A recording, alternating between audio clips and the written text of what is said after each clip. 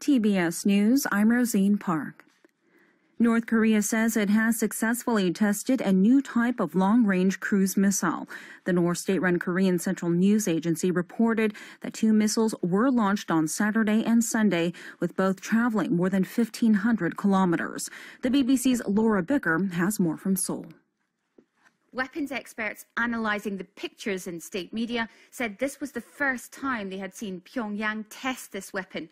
This was a long-range cruise missile, not a long-range ballistic missile, which means it's not subject to the same UN Security Council resolutions focused on curbing North Korea's nuclear program. But analysts say this weapon is capable of carrying a warhead. Cruise missiles are propelled by jet engines, so they stay closer to the ground, making them harder to detect. Meanwhile, South Korea is working closely with U.S. intelligence authorities to analyze North Korea's latest action. Seoul's Joint Chiefs of Staff said they're checking to see where the tests were conducted and if they were detected in advance. The Pentagon, meanwhile, said the test firings posed a threat to the region and the international community. The U.S. Indo-Pacific Command said in a statement that the American military will continue to monitor the situation with allies and partners. Local health authorities have reported 1,433 new cases of COVID-19 and 1 more virus-related fatality. The Korea Disease Control and Prevention Agency said it confirmed 1,409 local infections and 24 imported cases in the last 24 hours.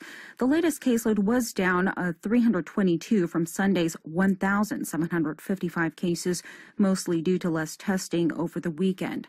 The country has recorded 274,415 coronavirus cases since the start of the pandemic and 2,360 deaths.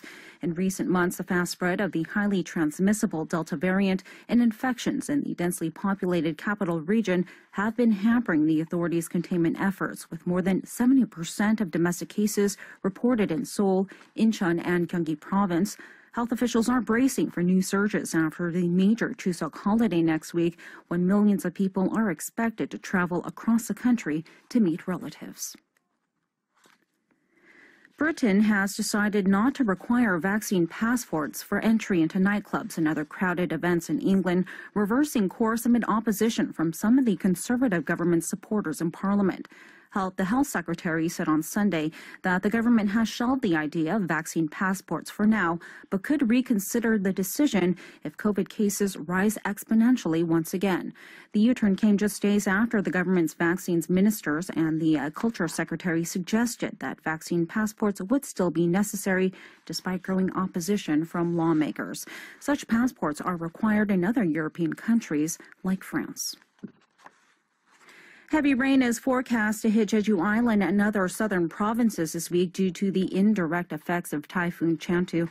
As of early this morning, the storm was located off the coast of Taiwan and heading towards Shanghai, China.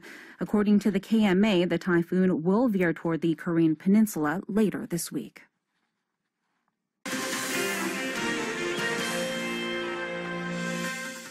That's all the news for now. You're listening to TBS eFM.